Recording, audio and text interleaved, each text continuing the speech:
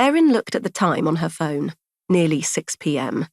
5 hours since Sophie Madson was reported missing. Together with DS Lewis Jennings, Erin had been put in charge of a vehicle checkpoint near the outskirts of Wakestead, where it was their job to take the names of every driver that came this way to search the woods for the missing girl. In other words, a job for constables. The biggest case Wakestead had seen in years, and instead of going door to door with the other detectives, interviewing possible leads, or planning the investigation from the office, here they were, shining torches in car boots like glorified border security. Just when she thought she'd finally been accepted, just when she thought she could put it all behind her.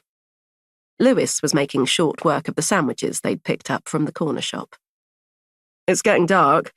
What do you think the chances are we're going to find her before night comes?" he said, through mouthfuls. "Low," said Erin, studying the woods at the bottom of the hill. Lewis's chirpy demeanour had been annoying her all afternoon. "He's probably dumped the body by now."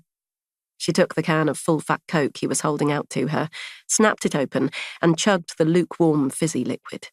Lewis had fallen into an uneasy silence. "Isn't that a bit pessimistic?" She arched an eyebrow at him. "Did that phone call sound good to you?" Missing persons were categorised into one of 3 risk levels: low, medium, or high. Sophie Madson was high risk, all because of a single 10-second phone call to the emergency services, which she had made just after 1 p.m. that day. The Major Crime Unit was already all over the case by the time they summoned in every detective and PC in Wakestead to listen to the recording, received by the emergency services not an hour earlier. There'd been a map of the town projected onto the whiteboard in the main office. Next to it was a photograph pulled from Sophie's Instagram, showing the 16-year-old on holiday, with sunburn on her cheeks and a coppery tint in her dark hair. Under the buzzing fluorescent lights, the police force had listened to the sound of the dial tone ringing out 4 times. "Which service do you require?" the operator had asked. But another sound had almost drowned them out. Rustling, loud and distorted, as though the call was being made from inside a wind tunnel.